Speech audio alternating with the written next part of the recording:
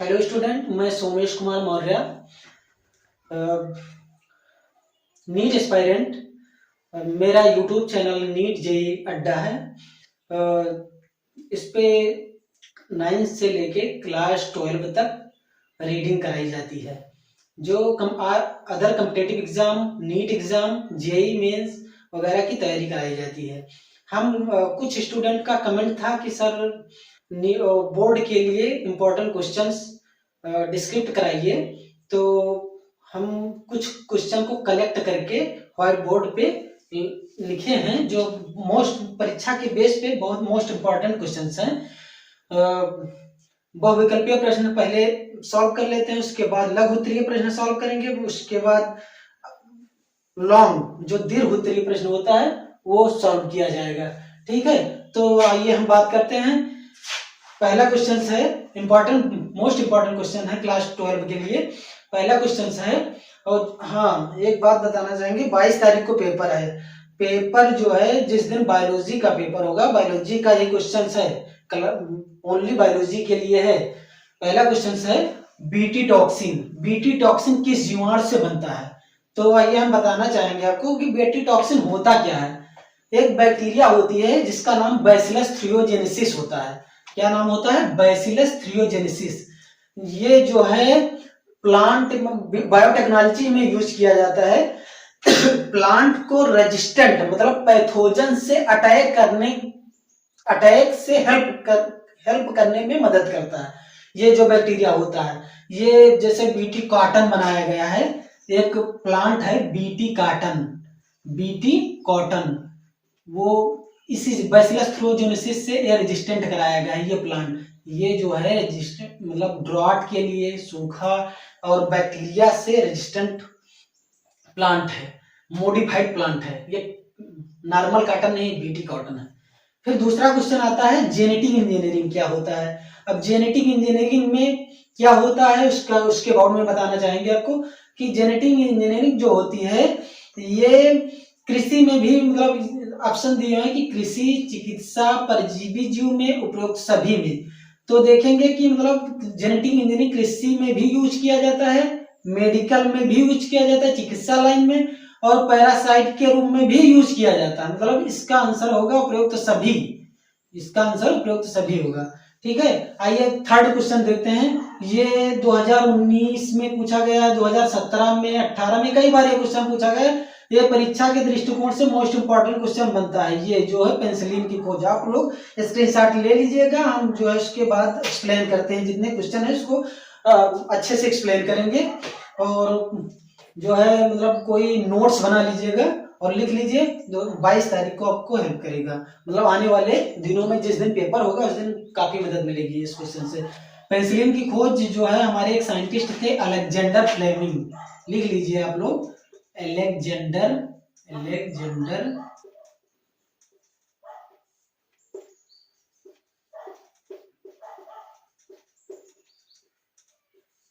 Fleming. ये Alexander Fleming penicillin की खोज किए थे। अनुवांशिक रूपांतरित पौधे क्या होते हैं, इसको समझिए। अनुवांशिक रूपांतरित पौधे इसमें जो होते हैं, ये इंपॉर्टेंट है काफी, मतलब परीक्षा के दृष्टिकोण से जितने क्वेश्चन बताए हैं मोस्ट इंपॉर्टेंट क्वेश्चन है। और हम देखते हैं, हाँ अनुवांशिक रूपांतरित पौधे। तो आइए नेक्स्ट क्वेश्चन की बात करेंगे। अनुवांशिक रूपांतरित पौधे क्या हैं? आपके सिलेबस में केवल एक पौधा है जिसका नाम आपको ऊपर बताएं, बीटी काटन जो है अनुवांशिक रूपांतरित, जेनेटिकल मॉडिफाइड प्लांट होता है। बीटी काटन जो होता है, बीटी कॉटन, ये अनुवांशिक रूपांतरित पौधा होता है। ठीक है, बीजांड का वह स्थान जहां बीजांड वृत्त जुड़ा होता है उसको कहते हैं हाइलम। ये होगा नेक्स्ट क्वेश्चन, हाइलम, और इसका आंसर होगा बीटी काटन। अब क्या है, द्विनिषेचन क्रिया कहाँ होती है? तो किस पौधे में होता है? एल्गी में होता है, ब्रायोफाइट में होता है, जिम्नोस्पर्म में होता है, कि एंजियोस्पर्म में होता है? तो ना एल्गी में होता है, ना ब्रायोफाइट में, ना जिम्नोस्पर्म में, ना केवल एंजियोस्पर्म में होता है। सॉरी, ये एंजियोस्पर्म में होता है। तो जो है द्विनिषेचन क्रिया डबल फर्टिलाइजेशन, इसको इंग्लिश में बोलते हैं डबल फर्टिलाइजेशन। डबल फर्टिलाइजेशन ये एंजियोस्पर्म मतलब अनावृत बीजी,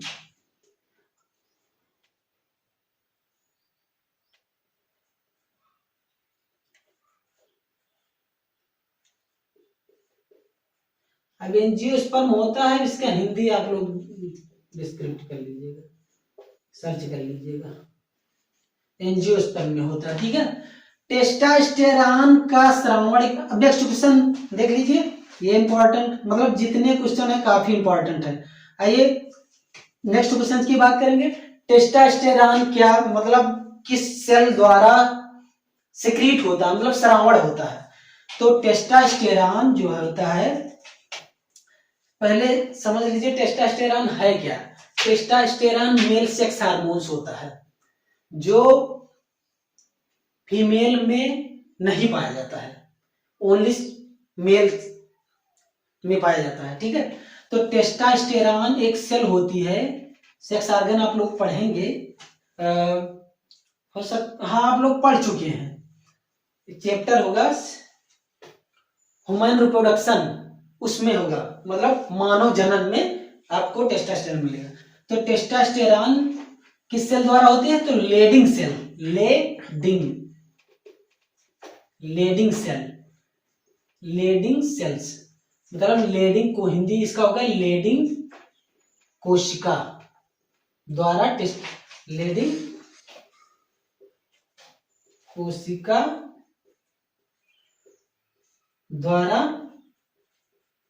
सिक्रीट होता है, मतलब श्रावण होता है, ठीक है। ये नोट्स कर लीजिएगा और याद कर लीजिएगा।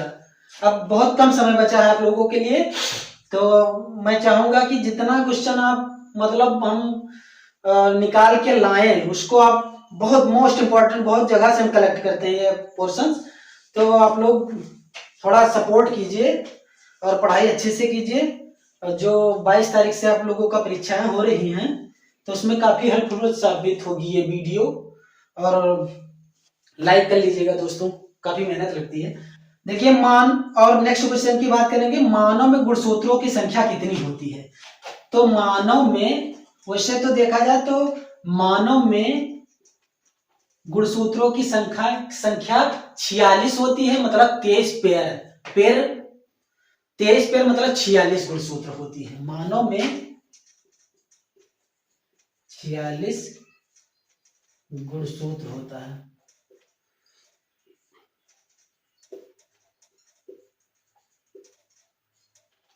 ठीक है। ये ऑप्शनल क्वेश्चन है, जितने हैं मतलब ऑप्शन नहीं लिखे हैं, सबका आंसर हम बता दे रहे हैं और एक्सप्लेन कर दे रहे हैं। जो नहीं समझ में आइएगा, जो टॉपिक नहीं समझ में आया, आप लोग कमेंट कीजिए, मैं उसको उस टॉपिक की वीडियो बना के भेजूंगा। फिर आ जाइए नेक्स्ट क्वेश्चन की बात करेंगे, आईवीएफ। इसका कुछ फुल फॉर्म, मतलब कुछ ऑप्शनल में फुल फॉर्म पूछता है, तो उसमें कुछ इंपॉर्टेंट फुल फॉर्म लेकर आए हैं, देख लीजिए क्या है। आईवीएफ,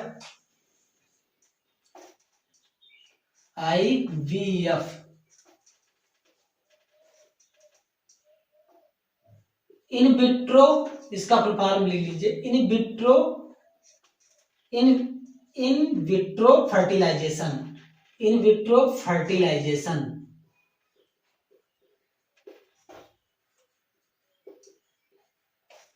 ठीक है। IVF, in vitro fertilisation. IUD, इसका फुल फॉर्म आईयूडी,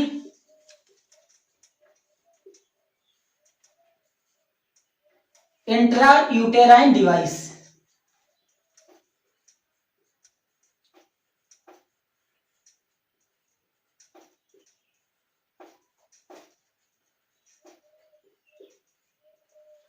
क्या है, इंट्रा यूटेराइन डिवाइस। ये आईवीएफ आप लोगों ने सुना होगा मार्केट में, मतलब काफी मतलब एडवर्टाइज रहता है आईवीएफ का। इसमें होता है कि मतलब हम ओवरव्यू की बात कर लेना, थोड़ा सा ओवरव्यू देंगे। आईवीएफ में होता है कि मतलब एक्सटर्नल फर्टिलाइजेशन जो होता है एक्सटर्नली कराया जाता है, टेस्ट ट्यूब बेबी भी इसको कहते हैं। तो यही मतलब आईवीएफ है। और आईयूडी जो है इंट्रायूटेराइन डिवाइस होती है, इसमें जो है फीमेल और जो ओवा स्पर्म को मिलने नहीं देता है, कोई डिवाइस होती है। मतलब ओवा स्पर्म को, मतलब जो अंडाणु होते हैं और शुक्राणु होते हैं उसको मिलने नहीं देता है। अब एमटीपी का फुल फॉर्म क्या होता है, तो आइए समझते हैं एमटीपी का। नेक्स्ट क्वेश्चन हमारा एमटीपी, तो मोस्ट इंपॉर्टेंट क्वेश्चन, ये क्वेश्चन आया है काफी बार क्वेश्चन बोर्ड एग्जाम में। तो एमटीपी का फुल फॉर्म होता है medical termination pregnancy, medical termination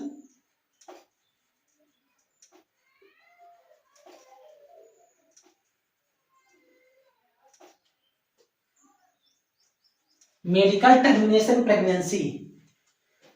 फिर नेक्स्ट क्वेश्चन आइए बात करते हैं एमटीपी होता क्या है, थोड़ा सा ओवरव्यू देंगे। एमटीपी होता है, मतलब इसमें मेडिकली एबॉर्शन कराया जाता है। यदि कोई फीटस में कोई डिफेक्ट होता है, यदि फीटस में कोई डिफेक्ट होता है तो आरएमपी मतलब रजिस्टर्ड मेडिकल प्रैक्टिशनर डॉक्टर के द्वारा ये जो है एमटीपी कराया जाता है। ये लीगली जब होता है जब फीटस में कोई प्रॉब्लम हो या जो माँ होती है, माँ के बॉडी में कोई प्रॉब्लम आ जाती है तो ये मेडिकली तब माना जाता है कि फिट होता है, तभी एमटीपी कराया जाता है, वैसे इलीगल होता है एमटीपी। अब आइए वंशागत की इकाई क्या होती है, नेक्स्ट क्वेश्चन की बात करेंगे। तो वंशागत की इकाई, अब वंशागत की इकाई जीन होती है, जिसको कहते हैं जीन, आप लोगों ने पढ़ा होगा जीन। अब जीन क्या होती है, अब देखिए जीन जो है हम बहुत छोटे से लैंग्वेज में बताएंगे। जीन जो होती है ये एक पार्ट होती है, डीएनए का स्मॉल फ्रेगमेंट होता है। ये जो है हेरिडिटरी कैरेक्टर को अपने ऑफस्प्रिंग में, मतलब माता के कैरेक्टर को नहीं, पिता के कैरेक्टर को, माता पिता के कैरेक्टर को बच्चे के में मतलब ट्रांसपोर्ट करता है। जीन का ही काम होता है, मतलब ट्रांसफर करता है। जो हेरिडिटरी कैरेक्टर होते हैं, माता पिता के कैरेक्टर होते हैं, वो बच्चों में ट्रांसफर करता है, ये जीन का काम होता है। अब डीएनए का रासायनिक चाकू किसे कहते हैं, मोस्ट इंपॉर्टेंट क्वेश्चन से कई बार क्वेश्चन पूछा गया है बोर्ड में, क्लास 12 में कई बार क्वेश्चन बोर्ड में पूछा गया है। ये क्वेश्चन आप लोग उठा के देख लीजिएगा। ये होता है, इसको कहते हैं रेस्ट्रिक्शन इंडोन्यूक्लियेजेज एंजाइम, रेस्ट्रिक्शन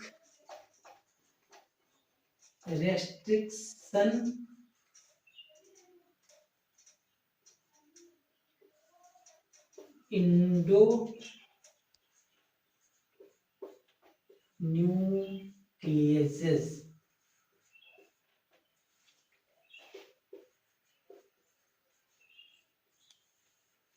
एंजाइम, ठीक है। ये डीएनए का रासायनिक चाकू किसे कहते हैं, रेस्ट्रिक्शन इंडोन्यूक्लियेजेज एंजाइम होता है, डीएनए का रासायनिक चाकू इसको कहते हैं, ठीक है। और एक लाइगेज एंजाइम होता है, ये तो मतलब डीएनए को काटने का काम करता है, इसलिए इसे को चाकू कहते हैं। डीएनए को, जैसे डीएनए है हमारा, तो इसको कट करना है, मान लीजिए ये डीएनए है, डबल हेलिकल होता है डीएनए, अब इसको कट करना है एक पोर्शन से, तो यहाँ पे आपको रेस्ट्रिक्शन इंडोन्यूक्लियेजेज एंजाइम लगाना पड़ेगा, RER, इसको शॉर्ट फॉर्म बोलते हैं, रेस्ट्रिक्शन इंडोन्यूक्लियेजेज, इसके मदद से कटेगा। इसको जोड़ना है तो एक एंजाइम होती है लाइगेज एंजाइम होती है, इसको जोड़ने का काम करती है। लाइगेज एंजाइम जो होती है तो जोड़ने का काम करती है। बच्चों आप लोग अच्छे से समझ लीजिएगा, ठीक है। तो हम इसको मिटा दे रहे हैं, आगे का क्वेश्चन हल करेंगे। अब एक क्वेश्चन और बचा है हमारा, अब इसको मिटा दे रहे हैं, आप लोग नोट कर लीजिएगा।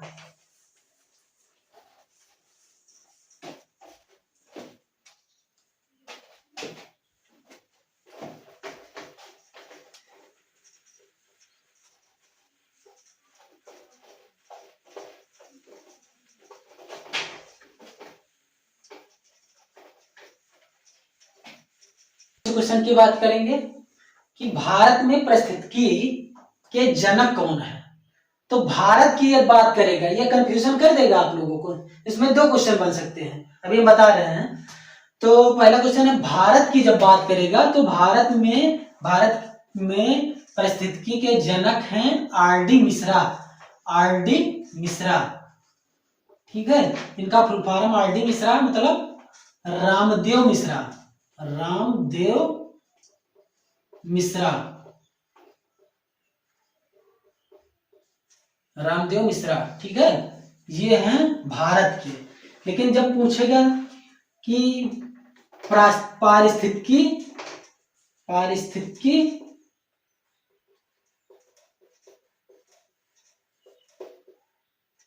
के जनक, तो पारिस्थितिकी के जनक तो आप बताएंगे एजी टेंसले।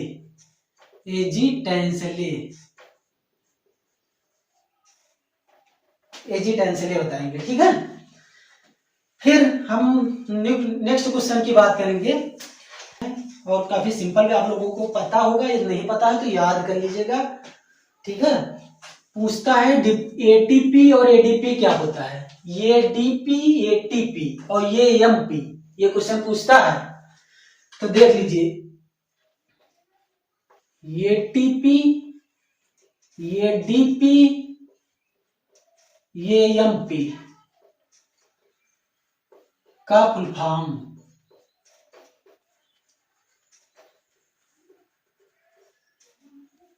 तो इसका फुल फॉर्म होता है एटीपी का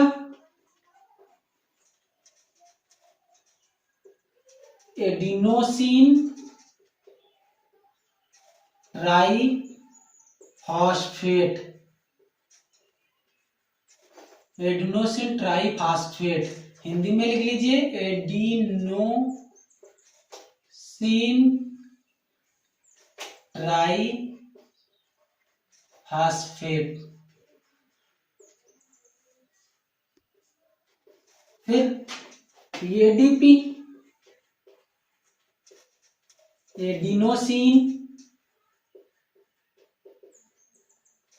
मोनो, एडिनोसिन डी है तब यहां होगा डाइफॉस्फेट। डाइफॉस्फेट, डाइफॉस्फेट हिंदी में एडिनोसिन डाइफॉस्फेट।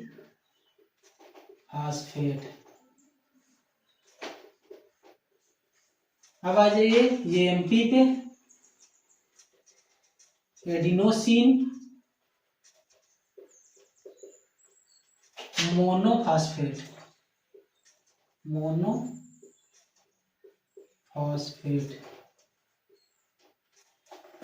देख लीजिए क्या है, एटीपी, एडीपी, एएमपी, ये जो होता है एनर्जी का एक फॉर्म होता है। एनर्जी जो है, एनर्जी का एक फॉर्म होता है, उसी का क्वेश्चन पूछा जाता है बोर्ड एग्जाम में।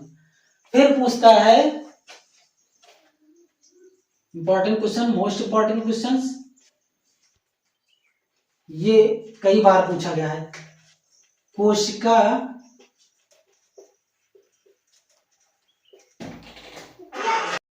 तो देखिए कोशिका सिद्धांत, कोशिका सिद्धांत इसको इंग्लिश में बोलेंगे, अंग्रेजी में सेल थ्योरी। सेल थ्योरी किसने दिया, ये क्वेश्चन पूछता है। सेल थ्योरी किसने दिया क्वेश्चन। तो इसमें दो साइंटिस्ट थे जो सेल थ्योरी इंट्रोड्यूस किया था। तो इसका आंसर होगा स्लाइडेन,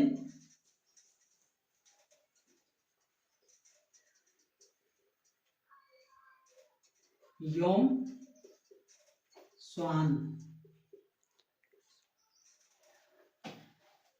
ये फुल नाम पूछेगा तो M J Schleiden, M J Schleiden and T Schwann, T Schwann, ठीक है। फिर नेक्स्ट क्वेश्चन की बात करेंगे, नोट कर लीजिएगा आप लोग।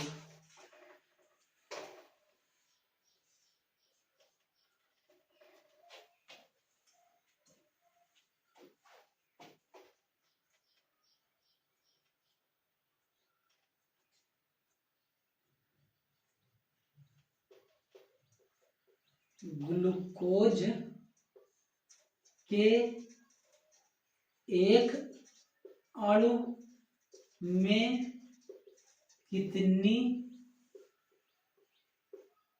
एटीपी मिलती है? काफी मोस्ट इंपॉर्टेंट क्वेश्चन, इंपॉर्टेंट ये क्वेश्चन पूछा गया है कई बार। तो 36 एटीपी मिलती है। आप लोगों को बताया है एटीपी का फुल फॉर्म, 36 एटीपी मिलती है। ठीक है,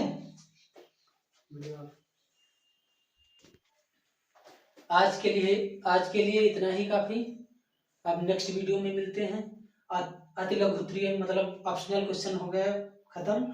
फिर इसी का पार्ट सेकेंड में लघुत्तरीय क्वेश्चंस की बात करेंगे, जो परीक्षा के पॉइंट ऑफ व्यू से मोस्ट इंपॉर्टेंट क्वेश्चन होंगे। लगभग 80% आएगा ही आएगा। ठीक है, तो हमारी वीडियो जो अच्छी लगी हो, यदि अच्छी लगी हो तो लाइक सब्सक्राइब जरूर कीजिएगा। ठीक है, आप लोगों के लिए काफी मेहनत करते हैं। हम नेक्स्ट वीडियो पार्ट सेकेंड में लघुत्तरीय प्रश्न के साथ में मिलेंगे। Thank you class.